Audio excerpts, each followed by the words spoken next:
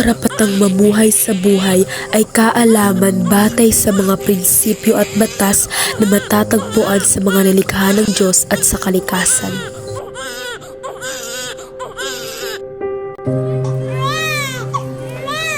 Bagamat ang lahat ay may karapatang mamuhay, dapat na mamuhay ayon sa ikabubuti ng nakararami.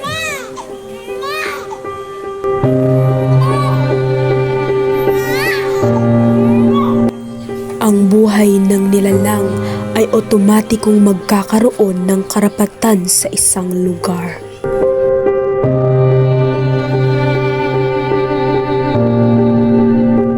Karapatan sa edukasyon. Ito ay isa sa mga karapatang pantao na naglalayong hubugin tayo, hindi lamang sa iyong pisikal na anyo, maging sa paghubog ng iyong isipan. Ito ang isa sa mga susi para magkaroon tayo ng kaalaman sa mundo at sa paligid mo. Ang edukasyon ang magsisilbing gabay mo.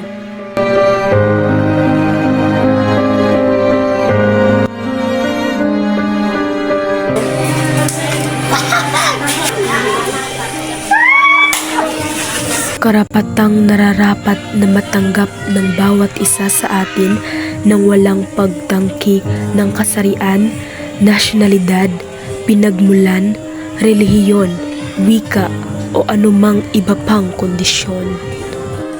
Ang respeto sa kapwa-tao, ito ba ay naisa sa katuparan nating mga Pilipino? Lahat ba nito ay matatamo?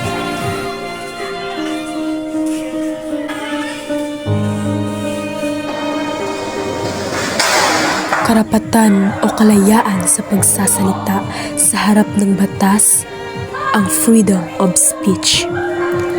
Karapatang pantao, lahat meron nito. Walang sino man pwedeng manginsulto. Kaya tulong-tulong tayo gumawa ng hakbang sa pagbabago.